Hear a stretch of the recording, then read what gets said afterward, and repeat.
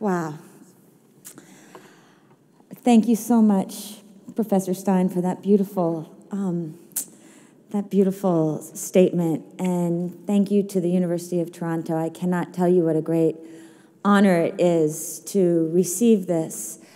This is one of the world's great global institutions in one of the world's great global cities. And when I look out at beautiful you, I must say I really feel home. So, much more important, though, is you. And today is our day to celebrate you, the graduates. And as has already been said, congratulations to the class of 2015 for all the hard work, the perseverance, the spirit, and the determination that brought you here today. It's really quite extraordinary. And let me also join you in recognizing that this is a day not just of celebration, but of appreciation for, as has been said, your parents and siblings and friends, your families, biological and chosen, for you leave today with each other inside of you now and forever. None of us succeeds alone. You know that. And so when you're saying goodbyes to one another through the revelry, and I imagine some tears, know that you'll be taking each other with you. We are each other's destiny. ISIS recruits its members today, not only from the Middle East, but from Norway and the UK and from Canada. Climate change impacts all of us. When we heard about the news of Ebola in West Africa, it became clear very quickly that Liberia's public health crisis was every country's public health crisis. Terrorism, climate change, poverty, this is a big list of challenges for your generation. And yet, I believe that no generation is better suited to take them on, to turn these challenges into opportunities. Just think about it. You all have the world of knowledge in handheld devices in your pockets. You can connect with almost every other human being on the planet.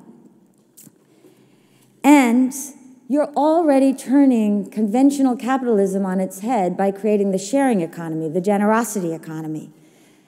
And you understand that the road to happiness and to sustainability is not simply the seeking of profits, but purpose. And for all of this, I have one message for you today.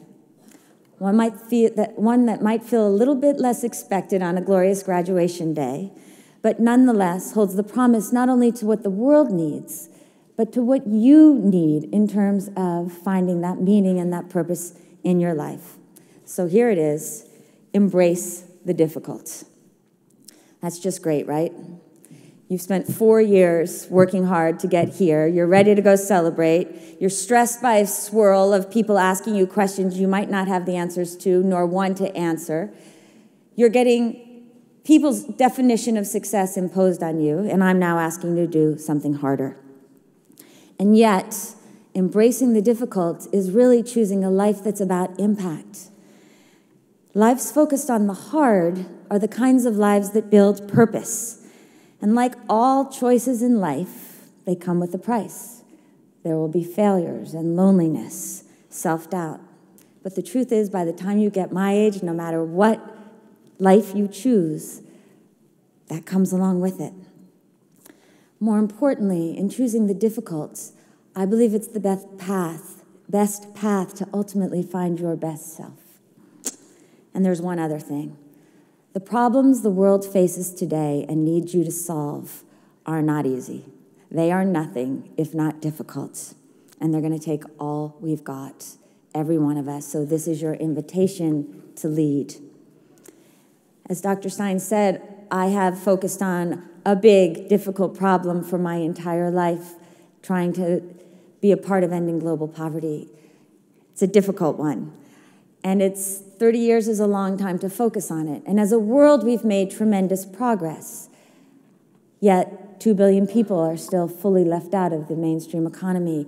And I feel that while we've done some, I'm just getting started in many other ways. And while that might sound daunting, it's also so exciting.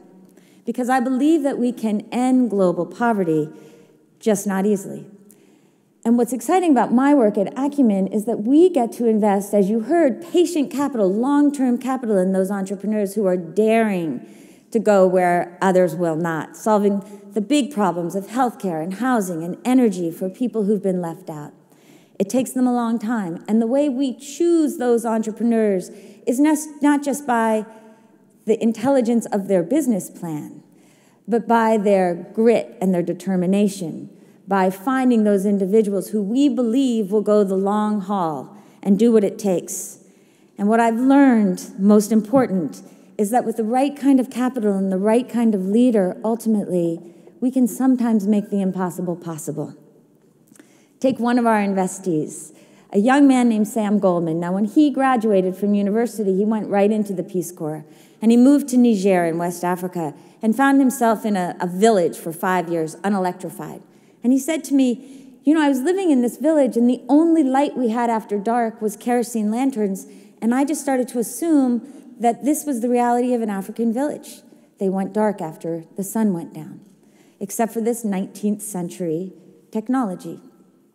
Until his next-door neighbor's house burned down when a lantern tipped over and nearly killed their eldest son. That was the moment that Sam Goldman woke up and said, why am I assuming that this is our reality? Why aren't I daring to take the risk and change it? And while he didn't have all the skills that he needed, Sam chose to embrace the difficult. He found a great partner, an engineer named Ned Tozen. They designed a solar torch that they assumed if they could show low-income populations that it would be cheaper long-term than kerosene, everybody would buy it. And you know what? They were dead wrong. What they learned is that build it and they will come doesn't always work when you're looking at low-income markets. And so they failed. But it made sense that they would fail. They were trying to reach people who made $2 a day, who had no reason to trust these outsiders coming in with a technology that they had not seen. They had no financing method. So they had to fix all these problems and fail all along the way. They also had to fight the status quo, which are those vested interests, like the people who sell kerosene and diesel and don't really want the alternatives to succeed. But they kept trying. They knew that they didn't sign up for easy. They understood that they weren't trying to create an app to help their classmates and friends find the best latte in town. They were trying to solve the energy problem for 1.5 billion people. Of course it would not be easy, but the work taught them. And by listening to the poor, Sam and Ned learned what they had to do. D-Light, the company that started with this torch and an audacious dream, actually has already reached 50 million people with affordable light. And now I believe that they will reach 100 million people in the next 2 years. So think of yourself as an apprentice. Sam chose a difficult path in joining the Peace Corps, but it was there that he learned what he needed to know. Life put the opportunity to solve the problem of kerosene in his way, and he seized it. He found purpose by focusing not on himself, but on serving others, by embracing the difficult. Now, sometimes life throws the difficult at us in ways beyond our control. Dr. Govindappa Venkataswamy, a mentor and hero to me, was a brilliant young doctor in post-colonial India. He'd studied to be an obstetrician and had the whole world spread in front of him when, before he was 30 years old, he contracted an extreme version of rheumatoid arthritis, and it left him bedbound. For 2 years, he couldn't walk, and he watched his hands get mangled and bent. And he said, you know, my whole life I focused on self-perfection, and suddenly here I am, so deeply imperfect. And when he finally could walk and go back into medicine, the world would have forgiven him had he decided it was just too much.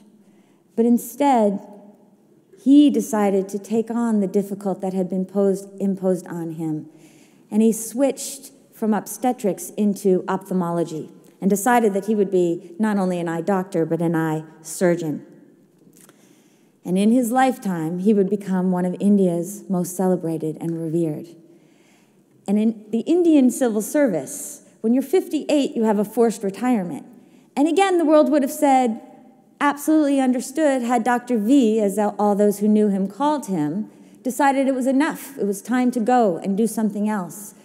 But instead, he decided now he had the skills and the networks and understanding that he could take on a bigger vision. And he decided that his next chapter would be to eradicate blindness altogether. And he started with an 11-bed hospital.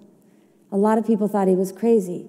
He understood that it wasn't just his love for the worlds, but he needed a head for business as well to make this work. So he studied McDonald's on the one hand, and on the other hand, the fact that he was so imperfect, and in that imperfection, he only discovered the perfection in himself.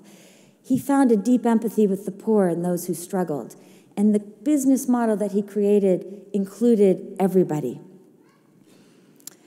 Over time, that hospital system, Aravind, has moved to a place where it now serves 3 million people every year. And it stands as a paragon for how we deliver affordable health care to the very poor all around the world. In choosing the difficults, millions of people now have sight because of Dr. Venkataswamy's infinite vision. But when we talk about the difficult and choosing to embrace it, don't get me wrong, because this is not a life without joy that you're signing up for.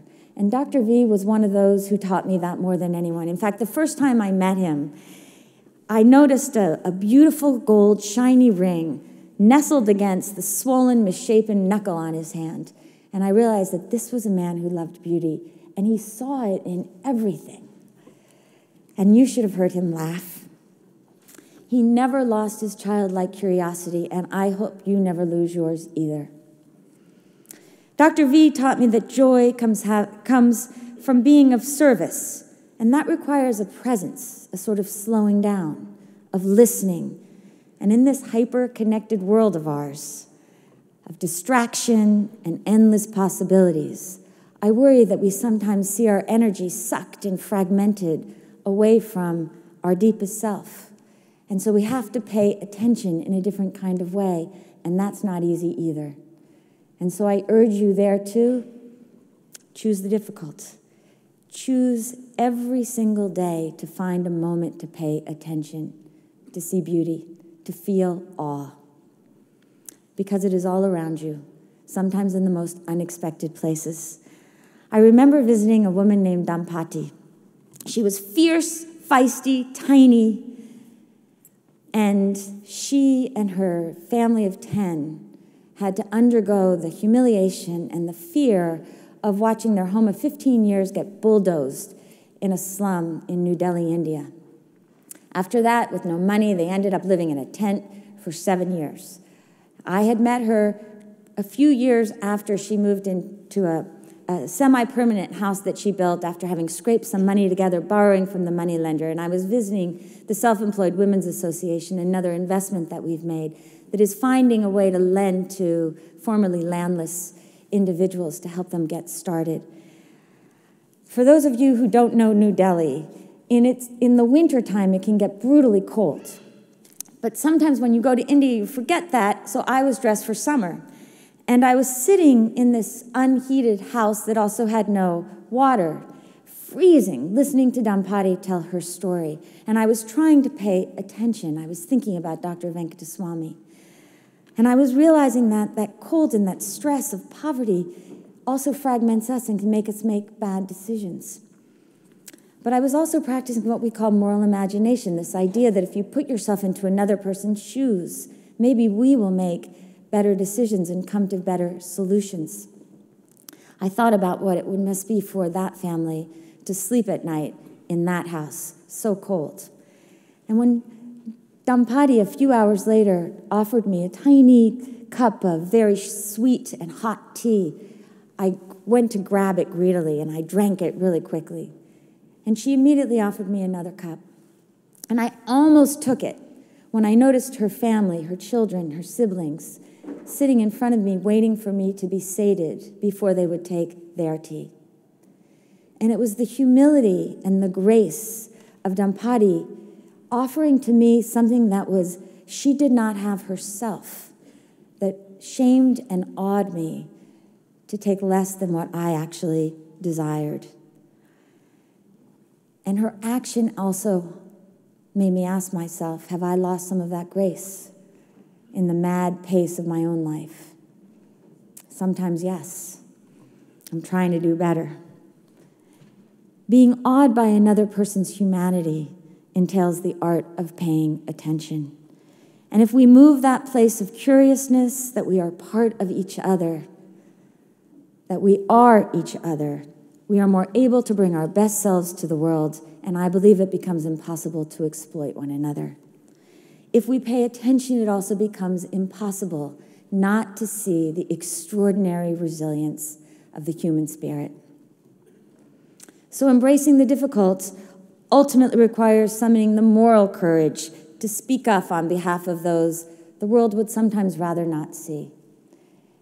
And I hope you feel it, those days when you know you have to speak your truth, and I hope you speak it even if those words have to stumble and tumble through trembling lips. We need to hear your voices. I urge you as well to think hard about what success means to you and to nobody else. Your job, remember, is not to be perfect. It is only to be human. It is to accumulate experiences and jobs that build those things inside of you that no one can take away from you. That might mean accepting situations that pay less and have titles that no one understands, least of all your mother and father, I dare say. It might mean, at least for a period of time, doing the opposite of following your passion, to follow leaders that you admire and build skills that you need to serve the world. As my mentor, John Gardner, used to say to me, it means choosing to be interested, not interesting. Embracing the difficult is not necessarily the best way to short-term financial success or prestige, but it is the best way I know to become who you are meant to be, your best self. And isn't that the purpose of life? So here's the good news. Amidst these gnawing realities of climate change and poverty, inequality, fear, there is a quiet revolution for good that is arising, and your generation is its foot soldiers. All of you. You are not alone. You have a chance to avoid the sidelines that so many stay on and jump into the fray and be part of a history the world is yearning to have. It's a choice. And that choice starts with you and an idea that you will eventually find for which you are willing to live. But it comes when you make a habit of embracing the difficult, of doing things that you fear, of ignoring cynics and critics, of committing to something bigger than yourselves and opening your arms to the world with both arms. And when you are daunted, and you will be daunted, when you are no longer sure of your voice or your mission or your purpose, or sometimes on the darkest days, even if you are loved, remember that you have each other, that you are part of each other. And I would say, walk outside in the night and look at the sky when the stars are out. Remember to be awed at how vast this beautiful universe is and how tiny we are on the one hand, and yet how magnificent each of us is as well in that universe. Magnificent in our ability to move people and move things, never alone, but always starting with ourselves. Remember that you are part of each other and part of every human being on the planet, and remember that you, every one of you, is made of stars. I wish you good luck. I wish you Godspeed, and I definitely wish you all good things. Congratulations, class of 2015.